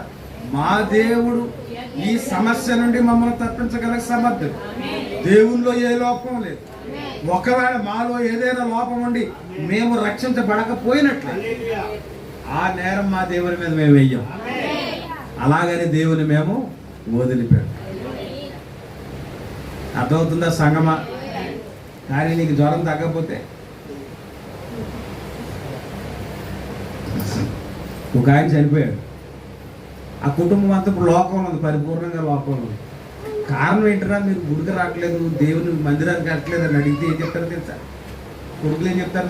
మా నాన్నని దేవుడు బతికించు. ఓకే, మంచిది. మా ఆయన గారిని దేవుడు బతికించు. ఒక ఆయన చనిపోతే గబగబా యేసు ప్రభు దగ్గర పరిగెత్తుకొచ్చి, ప్రభువా అలా నాయన చచ్చిపోయాడు అని చెప్తే ఆయన ఎవరో తెలుసా? చచ్చిపోయిన వాళ్ళు వెళ్ళి పాత పెట్టుకుంటారు. నువ్వు వచ్చి నన్ను వెంబడించమని. దాని అర్థం ఏంటి? లోకంలో చచ్చిపోయావు, దేవుడు ఎలాగ నేను కార్యం చేస్తాడు? సందలడుతులకు నువ్వు నీ టీము పెద్ద సెలబ్రేషన్. దేవుడు నిన్ను కాపాడేయాలా? కాపాడాడు. కాపాడిన తర్వాత కూడా నువ్వు అవి మారలేదే. దేవుడు అన్యాయస్తుడా? ఇప్పుడు దేవుని మీద నేరం వేయడానికి నువ్వు సరిపోతావా? జాగ్రత్త. షడ్రక్ మేషక్ అబేద్నెగోలే ఉదాహరణ. మా దేవుడు ఈ సమస్య నుండి, ఈ అగ్నిగుండం నుండి తప్పించగల సమర్థుడు. రక్షింపనేరకుడినట్లు నా హస్తము కురచ కాలేదు, విననేరకుడినట్లు నా చెవులు మందము కాలేదు. లోపం ఎక్కడుంది? దేవుడు ఎంత సాధ్యమైన వాడైతే, ఎంత అసాధ్యుడైతే కార్యాలు ఎందుకు మన బ్రతుకులో కనబడలేదంటే ప్రాబ్లము మనము. అర్థమవుతుందా? ఏంటి మనము? మనలో ఉన్న పాపము, ఆధ్యాత్మిక అనగా వాక్యమునకు విరోధముగా మనము జీవిస్తే అదే పాపం. దేవుని నామానికి మహిమ కలుగును. కనుక ఆ నామమును కలిగి ఉండి వారు ఎట్టి నీతి గల జీవితమును జీవించుదురో వారికి తెలియదు. ఎందుకనగా ప్రభు యొక్క నామమును ధరించిన వాడు పాపము నుండి దూరము కావలేదు. మీరు పరిశుద్ధులుగా ఉన్నచో మీరు ప్రభు యొక్క పాత్రలుగా ఉన్నారు. హల్లెలూయా. ఇప్పుడు యోహాను, పౌలు పరిశుద్ధులేనా? ఇప్పుడు దేవునికి పాత్రగా ఉన్నాడు. అంటే దేవునికి పాత్రగా వాడబడాలంటే మనం ఎలా ఉండాలి? పరిశుద్ధంగా ఉండాలి. హల్లెలూయా. మీరు పరిశుద్ధులుగా ఉన్నచో మీరు ప్రభు యొక్క పాత్రలుగా ఉన్నారు. నీ దేవుడగు యెహోవా నామమును వ్యర్థముగా కలిగి ఉన్నరా? ఈ ఎఫెసు వారు, క్రైస్తవులు, వారు ఒక నామము ధరించి ఉన్నారు. ఆ నామము క్రీస్తు. ఆయన దేవుని యొక్క ఆత్మయై వారిలో ఉన్నాడు. వారు ప్రభు యొక్క నామము 3 విధములుగా ఉన్నది. పట్టుకున్నారా? ప్రభు యొక్క నామం ఎన్ని విధాలుగా ఉందంట? నా నామము నిమిత్తము నీవు శ్రమపడి అలయలేదని నేను ఎరుగుదును. ఈ విశ్వాసులు పౌలు కొరకు శ్రమ పడలేదు, లేక ఒక సంస్థ కొరకు శ్రమ పడలేదు. వారు కార్యక్రమములకు లేక సంస్థలకు అంకితము కాలేదు. వారు వాటి ద్వారా ఆస్తి సంపాదించుకోవాలనని ఆశ కలిగి లేరు. వారు ప్రభువు కొరకు ప్రయాసపడి వారు ఆయనకు దాసులు, సంస్థ యొక్క బానిసలు కారు. వారు ఆదివారమునకు ఆలయమునకు వెళ్ళి ఆయన నామము గురించి మాట్లాడుకొని మిగిలిన వారమంతయు మరిచిపోయిన వారు కారు. ఆ నామమును వారు పెదవులతో ఆరాధించిన వారు కాదండి. వారు జీవితముల ద్వారానే ఆ నామమును జీవింపజేస్తారు. హల్లెలూయా. నేను ప్రభువుని అడుగుతుంటాను ప్రార్థనలో అప్పుడప్పుడు, ప్రభువా ఈ కాలానికి ఎందుకు నన్ను పంపించావు నాయన?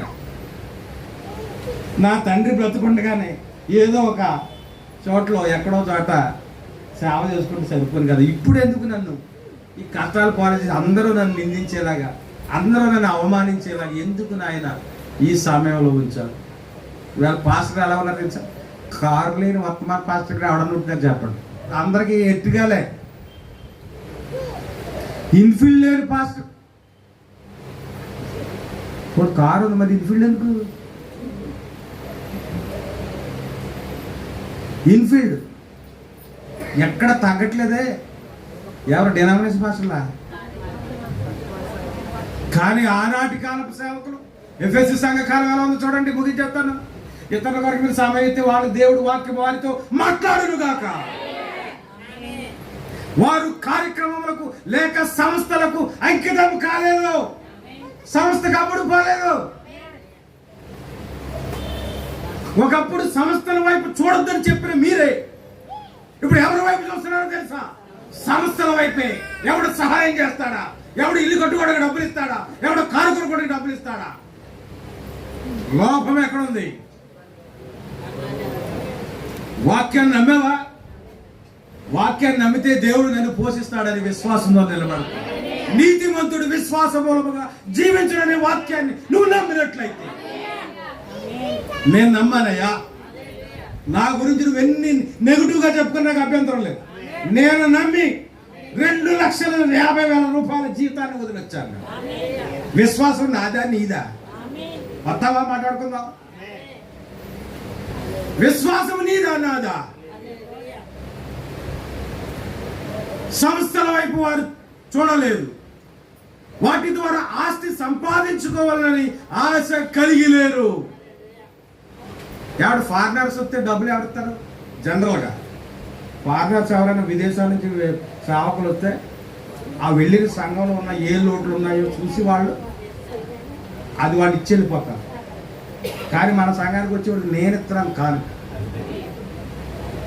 దేవుని సన్నిధిలో చెప్తున్నాను, నువ్వు ఫారినర్ అయినా సరే నీకు ఇచ్చే స్థితిలో ఉంచాడు నన్ను దేవుడు.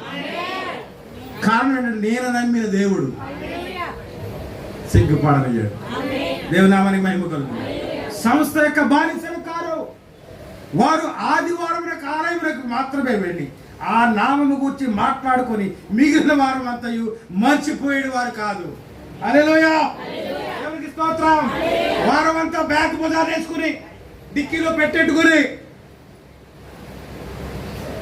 అక్కడో 4 ముక్కలు, ఇక్కడో 4 ముక్కలు, అక్కడో 4 ముక్కలు వినేసి మళ్ళీ ఇంటికి వచ్చి స్నానం చేసేసి రాసుకున్నారు కదా, ఏదో ఒకటి చెప్పేసి కాలక్షేపం చేసేది. నీ సంఘం ఏమి ఎదుగుతుంది? నీ సంఘంలో దేవుని శక్తి ఏం కనబడుతుంది? ఎవడో కక్కేసి వాన్ తట్టుకొచ్చి ఇక్కడ తినిపిస్తున్నాను. నీ సంఘాలు ఫలభరితంగా ఉంటాయా? వాక్యం ఎంత చక్కగా మాట్లాడుతుందో చూడండి. వారు ఆదివారం ఆలయమునకు వెళ్ళి ఆ నామము గూర్చి మాట్లాడుకొని మిగిలిన వారం అంతయు మరిచిపోయేడు వారు కాదు. ఆ నామమును వారు పెదవులతో ఆరాధించిన వారు కాదు. వాక్యం అంటుంది, ఈ జనులు నన్ను పెదవులతో ఆరాధిస్తున్నారు కానీ వారి హృదయం నాకు దూరముగా ఉంది. సహోదరి సహోదరుడా, యవనస్తుల పెదవులతోనే ప్రార్థన చేస్తున్నారా? హృదయం కూడా దేవునికి ఇచ్చారు. కానీ ప్రభు అంటున్నాడు, మీరు పెదవులతో నన్ను ఆరాధిస్తున్నారు కానీ మీ హృదయం నాకు దూరముగా ఉంది. బాగుందా వాక్యం? ఆ నామమును వారు పెదవులతో ఆరాధించిన వారు కాదండి, వారు జీవితముల ద్వారానే ఆ నామమును జీవింపచేశారు. ఏం కావాలి? పెదవులతో చెప్పడం కాదు, జీవితం కావాలి. మొన్న ఒక ఆవిడ వచ్చి మా పాటర్ గారు ఇచ్చాడు 10,000. ఆవిడ దేంతో కొలుస్తుంది? ఆల పాటర్ గారు 10,000 ఇచ్చారంటే ఎక్కడ 10,000 ఇచ్చి మంచుడు అయిపోయా పాస్టర్ గారు? అదా? కానీ ఇక్కడ ఏం చెప్తుందో తెలుసా? వారి జీవితం అంటే అర్థమవుతుందా? ప్రభువు పాదాల దగ్గర కనిపెట్టాలి. ఊరేసుకుని గిరగిలా తిరగడం కాదు. సమయానంతా లోకంలో తిరిగి సంఘంలో నిలబడితే దేవుడు మాట్లాడతాడా మీతో? మోషే ఎక్కడ కనిపెట్టాడు? దేవుని యొక్క అగ్ని స్తంభము దగ్గర. నేను నత్తివాడని ప్రభువా, నా జ్ఞానంతో ప్రజలను విడిపించాలనుకున్నాను కానీ నా వల్ల కాలేదు. అవునా? ఎంఎస్సి, పిహెచ్డి, డిడి ఏదేదో చదివేశాను కానీ ఈ జ్ఞానం నా వల్ల కాలేదు. ఈ ఐగుప్తులో నుండి ప్రజలను బయటికి తీసుకురావడం. కనుక నన్ను వదిలేయి ప్రభువా అన్నాడు. కానీ అగ్ని స్తంభంలో ప్రభు మాట్లాడుతున్నాడు, నేను నిన్ను వదలను, నువ్వు మరలా తిరిగి వెళ్ళాలి, నేను నిన్ను వాడుకుంటా. ఏమిచ్చాడు దేవుడు? గన్న. ఏమిచ్చాడు? మిసైల్స్ ఇచ్చాడు. ఒక వంకర కర్ర అంటాడు బ్రదర్. ఒక కర్రను కూడా అంటలేదు, విశేషం ఒక వంకర కర్రతో మోషే ఐగుప్తు దేశాన్ని గడగడలాడించాడు.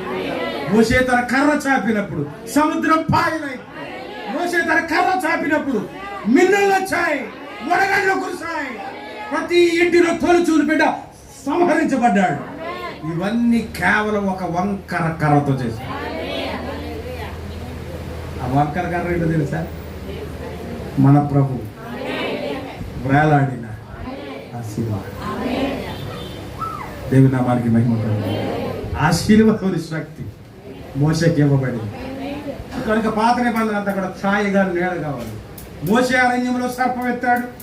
ఆ సర్పం ప్రభు అయిన యేసుక్రీస్తు వారికి సాదృశ్యంగా ఉన్నది.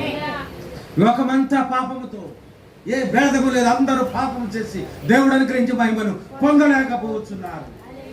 అలాంటి సందర్భంలో ప్రభువు మన కొరకు సిలువనెక్కాడు. హల్లెలూయా. 58 చెప్పుకుని ముగించుకుందాం. వారు ఏమి చేసినా గాని ఆ నామములోనే చేసిరి, ఆ నామములో వారు క్రియ జరిగించిరి. వారు ఆ నామములో క్రియ జరిగించని ఎడల ఆ నామమును పలికేడి వారు కాదు. మీరు పరలోకమునందరి ఉన్నత స్థానంలో కూర్చుండి ఉన్న క్రైస్తవులు. మీకు తెలుసా? అందరూ అవి చూడండి ఒకసారి. మీరు ఇక్కడే ఉన్నారు కదా, మీరు ఇక్కడ ఉన్నారు, అక్కడ కూడా ఉన్నారు. ఎలా ఉన్నారు? అక్కడ థియోఫనీ, వాక్యపు శరీరంలో అక్కడ ఉన్నారు మీరు. ఒకప్పుడు అది వచ్చి నిన్ను ఆవరిస్తుంది. ఈ శరీరాన్ని వదిలి నువ్వు ఆ థియోఫనీతో నువ్వు మళ్ళీ వెళ్ళి కూర్చుంటావు. దేవునికి స్తోత్రం. అది ఇక్కడ రాస్తా ఉన్నాడు చూడండి. ఆ నామమును పలికేడు వారు వీరు పరలోకమునందరి ఉన్నత స్థానంలో కూర్చుండి ఉన్న క్రైస్తవులు. వారి యొక్క నడవడిక ప్రభువునందున్నది. కానీ ఆ కారు ద్రాక్షవల్లి గుంపు ఆ నామమును పాడు చేయగోరి చీకటిలో పంచి ఉన్న తోడేళ్ల వలె ఉండిరి. లోనికి ప్రవేశించి వారిని చేర్చగోరి. కానీ పరిశుద్ధులు ఆ పరీక్షకు నిలబడి ఉండి వాక్యమును ఆ నామమును పట్టుకొని ఉండిరి. హల్లెలూయా. ముగించుకుందాం. మరి పట్టుకున్నారా వాక్యాన్ని? ఎఫెసీ శాఖకాలం పట్టుకుందంట. హల్లెలూయా. నేను కువైట్లో నోట్లో ఉన్నది తాగదు కదా, ఏదో రకంగా వచ్చేది ఎప్పుడు. అవునా? యేసునామాన్ని బలంగా ప్రకటిస్తుంది. ఈవేళ క్రైస్తవులు యేసునామాన్ని ఉచ్చరించడానికి సిగ్గుపడుతున్నారో భయపడుతున్నారో తెలియదు, కానీ ఆ నామమును ప్రకటించడానికి ఎందుకో మరి లేనిపోని అనుమానం. ఇలా బోధించిన తర్వాత మా పాస్టరమ్మ అక్కడి నుంచి ప్రార్థన చేయడం మొదలెట్టింది రోగుల కోసం. ఇలాగా తండ్రి కుమార పరిశుద్ధాత్మ తండ్రి ఎక్కడున్నాడు? ఎక్కడున్నాడు? ఇప్పుడు చెప్పుకున్నాం కదా, యేసునామాన్ని ఎరగని వారు కూడా ఆ నామాన్ని ఉచ్చరించి దెయ్యాలు పారిపోయిన వాక్యంలో రాయకూడదు. ఆ నామం యొక్క శక్తి అటువంటిది. కానీ ఈవిడేం చేస్తుంది? పారుద్రం కాకపోతే ఏంటి? ఈ ఎఫెసీ సంఘం ఏం చేసింది? వాళ్ళు ఏం చేసినా యేసు నామంలో చేశారను. ప్రార్థన దేనితో ముగిస్తావు? తండ్రి కుమార పరిశుద్ధాత్మను అడుగుతున్నావు తండ్రి అనవే. నువ్వు ఎంతసేపు చేసిన ప్రార్థన గాల్లో ఎగిరిపోద్దని తట్టేటో ఆ నామము ఉచ్చరించాలి. ఇదిగో ఇక్కడ రాస్తున్నాడు, వారు ఏమి చేసినా ఆ నామంలో చేసిరి. పేతురు చక్కని ఆ కండువా వేసుకుని యాజక వస్త్రం వేసుకొని ఆ మెట్లు ఎక్కుదామని ఆలయంలోకి వెళ్ళి ఆరాధిద్దాం వెళ్తుంటే ఆ మెట్లు కాడ అటు ఇటు ఎవరుంటారంటే భిక్షగాళ్ళు ఉంటారు. అవి బాబు ఈ పెద్ద ఆయన వస్తాడు, పెద్ద కాసులు వేస్తాడని చూస్తుంటే అలా నోరావరించి చూస్తుంటే పేతురు గారికి అర్థమైపోయి బాబు నా ఎక్కువ చూస్తున్నావు కానీ నా దగ్గర వెండి కాసులు ఏమీ లేవు, వెండి నాణ్యాలే అప్పుడు కరెన్సీ. అంతేనా? యేసుప్రభుని ఎన్ని నాణ్యాలకి అమ్మేశాడు అమ్మా? నాణ్యాలకి అమ్మేశాడా? ఇంకా ఎక్కడ నాణ్యాలు ఉన్నాయో చెప్తారా? యోసేపుని నాణ్యాలకి అమ్మేశాడు కదా. కనుక వెండి బంగారాలు నా దగ్గర లేవు, కానీ నా దగ్గర ఉన్నది నీకు ఇస్తున్నాను. In the name of lord Jesus Christ get up and walk. ఏం ఉపయోగించాడు పేతురు? యేసు నామమును ఉపయోగించాడు. అదే ప్రవక్త ఇక్కడ రాస్తా ఉన్నాడు. వారు ఏమి చేసినా ఆ నామములో జరిగించిన ఎడల. హల్లెలూయా. ఆ నామమును వారు పట్టుకొని ఉండిరి. మరి ఇప్పుడు సంఘాలు పట్టుకుంటాయా? ఆ నామం పలికితే చాలు పరిగెత్తిపోతున్నాయి. ఇప్పుడు యేసు నామము అని పలికే వారి పట్ల టీ తాగి కూడా టీ వదిలేసి పారిపోతున్నాడు. అపోస్తకాలు 2:38 సార్లు తిన్నావాడు ఆకులు వదిలేసి వెళ్ళిపోతున్నాడు అని. అంతేనా? ఒక మాట గుర్తు చేస్తాను మీకు. అపోస్తులు వెళ్తుంటే ఏమన్నారు తెలుసా? భూలోకమును తలకిందులు చేసేవారు. ఇప్పుడు వాళ్ళు భయంతో పోతున్నారా? సిగ్గుతో పోతున్నారా? అవమానంతో పోతున్నారా? అర్థం చేసుకున్నారా? వీడి దగ్గర కూర్చుంటే నన్ను ఎక్కడ మార్చేస్తాడో అని చెప్పి పారిపోతున్నారు. రక్షణ దూరం చేసుకుంటున్నారు. అర్థం చేసుకోండి, ఆ నామంలో ఉన్న శక్తి. దేవునికి స్తోత్రం. కనుక మొదటి సంఘకాలం అంతా ఆ నామమును ఉపయోగించారు. అన్ని విషయాల్లో ఆ నామమునే ఉపయోగించారు. బాప్తిస్మము కూడా ఆ నామమును కదా. కానీ నేటి సంఘాలు ఎన్ని సంఘాల నామాన్ని ఉపయోగిస్తున్నాయి? అర్థం చేసుకోండి సంఘమా. అర్థం చేసుకోవడం పెద్ద ధ్యానం అక్కర్లేదు. ఎన్ని సంఘాలు ఈ నామాన్ని ఉపయోగిస్తారు. ఇప్పుడు మీరు జవాబు చెప్తారా? 1,00,000 మందిని ఆరాధనకు వస్తే ఏంటి? I don't care. ఆ నామం అక్కడ లేదు. ఎన్ని వేల మంది వస్తే ఏంటి? మా శనివారం మలయాలు కూడా వస్తున్నారు లక్షలాది మంది. నీకు వాళ్ళకి ఏం తేడా ఉంది? లేదా ఉందా? ఏ తేడా లేదు. కానీ నేను కలిగినది ఏంటో తెలుసా? ఆ నామం. లేచిన యేసు నామం నా జన్మస్థలం, ఎన్నాడు పాడెదను. యేసు నామం నా నివాసము, ఎన్నాడు పాడెదను. హల్లెలూయా. ప్రియమైన దేవుని బిడ్డలారా, దేవుని యొక్క నామం యేసు నామం, అది మన జన్మస్థలమైన. ఇంకా అక్కడ జన్మించిన వారు ఉండవచ్చు, ఈ వినిన వారిలో ఉండవచ్చు. ఇదిగో ఈ మధ్యాహ్న కాలం మంది వాక్యం నీతో మాట్లాడిన మొదటి సంఘ కాలం యొక్క దేవుని విశ్వాసులు లేదా భక్తులు ఆ నామమును పట్టుకున్నారు, ఆ నామమును ప్రకటించారు. వారు ఏమి చేసినా ఆ నామమును చేశారు. అందుకే వారి నడికట్లు సహితం పట్టుకెళ్తే చాలు రోగులు బాగుపడ్డారు. కానీ వీళ్ళ సంఘాల్లో దేవుని శక్తి ప్రదర్శించబడలేకపోవడానికి గల కారణం ఏమిటంటే వారి నివాసము యేసునామము కాదు, వారి జన్మస్థలం యేసునామము కాదు. మనం కూడా అలాగే ఉన్నామా? క్రీస్తుని పట్టుకోండి, ఆయన వాక్యాన్ని పట్టుకోనండి, ఆయన వాక్యంతో నిలబడండి. ఆయన నీ జీవితంలో నిన్ను ఆధారం చేసుకొని ఆయన అనేక గొప్ప కార్యములు నీ ద్వారా ఆయన జరిగిస్తారు. ప్రార్థించుకుందాం. పరమ తండ్రి పరిశుద్ధుడా, ఎంతవరకు ప్రభువా నీ కృపకర హస్తములు మాకు తోడుగా వచ్చి తండ్రి, ఇదిగో తండ్రి, మట్టి కట్టాన్ని, వట్టి వాడను, ఎన్నిక లేని వాడను, తృణీకరించబడిన వాడను, త్రోసివేసబడిన వాడను, పనికి మాలిన వాడను ప్రభువా, నన్ను మహిమకరంగా పాత్రగా మార్చుకున్నావయ్యా. ఇదిగో ఈ పాత్ర ద్వారా నువ్వు ఘనత పొందుచున్నావయ్యా. ఈ పాత్రలో నుండి నువ్వు మాట్లాడుచున్నావయ్యా. మాట్లాడున్నది నేను కాదు కానీ నీవే. ప్రజలలో కార్యములు జరిగి ఇదిగో పేతురు మాట్లాడుచున్నప్పుడు ప్రభు, అయ్యలారా మేమేమి చేయాలని వాళ్ళ హృదయంలో ఒక కలవరం. నేడు నువ్వు అదే జరిగించండి ప్రభు. ఎందుకంటే సంఘము మరలా పునరావృతం అవ్వాలి, సంఘము పునరుద్ధరించబడాలి ప్రభు. మా సంఘం నట్టి స్థితిలోకి నడిపించండి నాయన. గొప్ప కార్యములు సంఘములో జరుగుగాక. శక్తి చేతనైనను బలము చేతనైన కాదు కానీ మా ఆత్మ ద్వారా దీన్ని చేతులని సెలవిచ్చిన దేవుడు. సంఘము పక్షముగా మీరు నిలబడండి. యుద్ధము యెహోవాదని సెలవిచ్చావు ప్రభు. మా పక్షముగా నిలబడి మీరు కార్యము చేయండి ప్రభు. అలనాడు ఆ యెరికో చుట్టూ మరి యుద్ధము చేసినది యెహోషువ కాదు కానీ ప్రభు, వారి పక్షముగా నీవు యుద్ధం ఆడావు. గిద్యోను పక్షముగా నీవున్నావు ప్రభు. ఏలియా పక్షముగా నీవు ఉండి ఏలియాకు విజయములు ఇచ్చావు. బయలు ప్రవక్తలు ఓడిపోయారు ప్రభు. అట్టి శక్తిని, బలమును, కార్యమును, ప్రభావమును మాకు దయచేయి. నిన్ను కలిగిన ఎరిగిన జీవితాన్ని మాకు దయచేయి. యేసు లేకపోతే మా జీవితం వ్యర్థము నాయన. మేము ఏమి చేసినా ఆ నామమును చేయాలి. ఎందుకంటే దృశ్య రూపమైన నామం అది. నామము లేకుండా ఏ కార్యం చేసినా అది నిర్వీర్యమే. మాతో మాట్లాడిన ప్రభువానికి స్తోత్ర. పరిపూర్ణంగా హృదయాల్లో తండ్రి అర్థం చేసుకునే స్థితిగతులు వారికి దయచేయి. అలనాడు అమ్మాయి పట్టణస్తులు ప్రభు, ఆ యెరూషలేము నుండి మరి అమ్మాయి పట్టణం పోతూ పోతూ ఆ త్రావ మధ్యలో తండ్రి నీవు 3వ వ్యక్తిగా కలిశావు. ఆ వారితో నువ్వు మాట్లాడుచున్నట్టు వారి హృదయాలు మండలేదా? నేడు నువ్వు మా హృదయాలను మండించండి ప్రభు. ఇదిగో మా ఇంటికి వెళ్ళే లోపలనే మా హృదయాల్లో మీరు మంట పుట్టించండి.